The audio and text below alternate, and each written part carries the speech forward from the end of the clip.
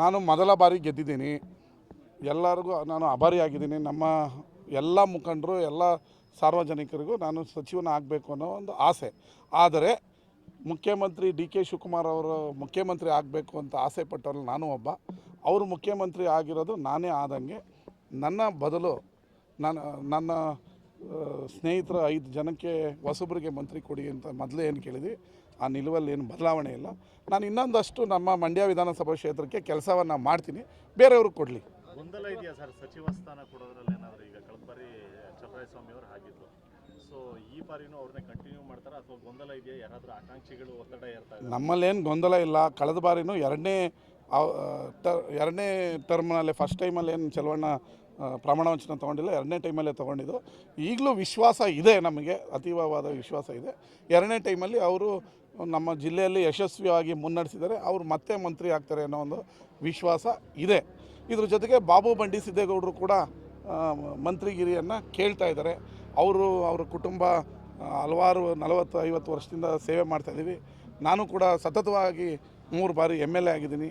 ನನಗೆ ಕೊಡಿ ಅಂತ ಕೇಳಿದರೆ ಅವ್ರನ್ನ ಕನ್ಸಿಡರ್ ಮಾಡಿ 2 ಕೊಟ್ಟರು ನಮಗೆ ಸಂತೋಷ.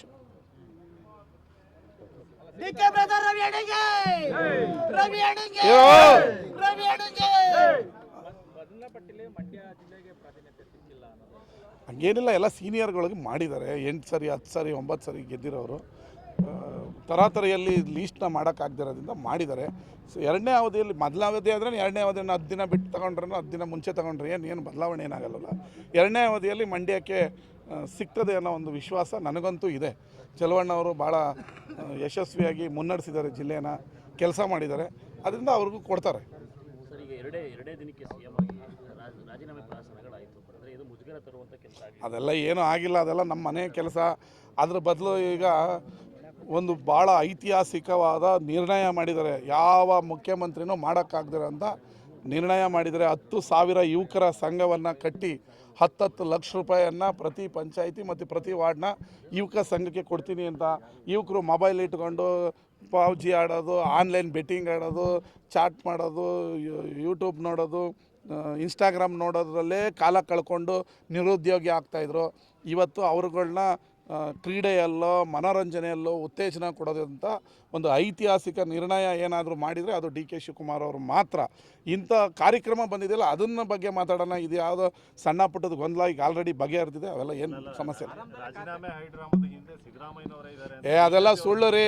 ರಾಮ ಭರತ, ರಾಮ ಲಕ್ಷ್ಮಣ ಹೆಂಗಿದಾರೋ ಹಂಗೆ ಡಿ ಕೆ ಶಿವಕುಮಾರ್ ಅವರು, ಸಿದ್ದರಾಮಯ್ಯ ಅವರು ಇದ್ದಾರೆ.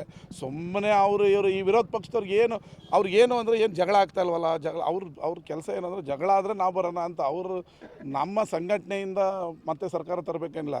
ಕಾಂಗ್ರೆಸ್ಸಲ್ಲಿ ಜಗಳ ಆಗುತ್ತಾ ಅಂತ ಹಿಂಗೆ ಮೇಲೆ ಬೀಳ್ತು ಅಂತ ಬಾಯಿ ಬಿಟ್ಕೊಂಡು ನೋಡ್ತಾ ಇದ್ದಾರೆ ಅಷ್ಟೇ. ಯಾಕೆ ಸರ್ ಅಷ್ಟೊಂದು ಬೇಡಿಕೆ ಬೆಂಗಳೂರು ನಗರಾಭಿವೃದ್ಧಿ ಖಾತೆ ಮೇಲೆ? ಬೆಂಗಳೂರು ನಗರಾಭಿವೃದ್ಧಿ ಬೇಡಿಕೆ ಅಲ್ಲ, ಬೆಂಗಳೂರು ನಗರವನ್ನು ಅಭಿವೃದ್ಧಿ ಮಾಡುವ ನಿಟ್ಟಿನಲ್ಲಿ ಚಿಂತನೆ ಇದು.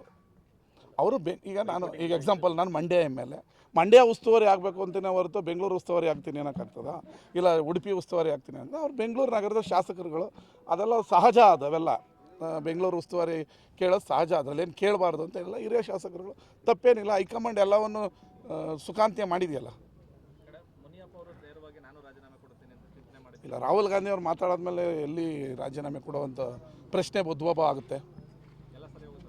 ಎಲ್ಲ ಕ್ಲೀನ್ ಇದೆ. ಇನ್ನು 2 ವರ್ಷ ನೋಡಿ ರಾಜ್ಯ ಯಾವ ಮಾದರಿಯಲ್ಲಿ ಅಭಿವೃದ್ಧಿ ಆಗುತ್ತೆ. ನೀವು ಸಿಂಗಾಪುರ, ದುಬೈ, ಅಮೇರಿಕಾ ಅಂತಿದ್ರಲ್ಲ, ನೋಡಿ ಕರ್ನಾಟಕ ಯಾವ ಮಾದರಿಯಲ್ಲಿ ಅಭಿವೃದ್ಧಿ ಆಗುತ್ತೆ ಅಂತೇಳಿ ನೀವೇ ನೋಡ್ತೀರಾ. Thank you.